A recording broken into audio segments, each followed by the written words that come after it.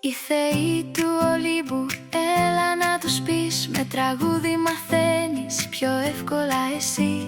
Δία, Σύρα, Ποσειδώνας, Αθήνα, Απολλώνας, Αρτέμι, Ηφαιστός, Αφροδίτη, Άρης, όλοι μαζί.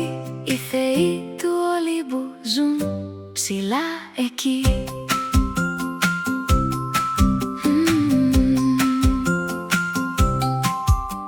Ο Δίας είναι αρχηγός, πατέρας θεών και ανθρώπων, Θεός του ουρανού, κεραυνός στα χέρια των νόμων, προστάτης των όρκων και των ξένων στη γη, ιερό του ζώα αετός, δυνατός πολύ.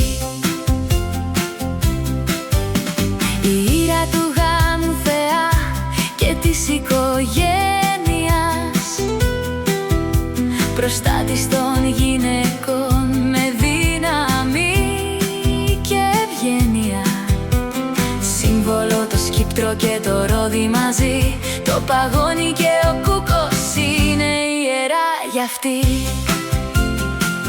Ο Ποσειδώνας της θάλασσας, Θεός δυνατός, με τρίνα κάνει κύματα, ήρεμος, ηθιμωμένος, προστάτης ναυτικών και ψαράδων στη γη.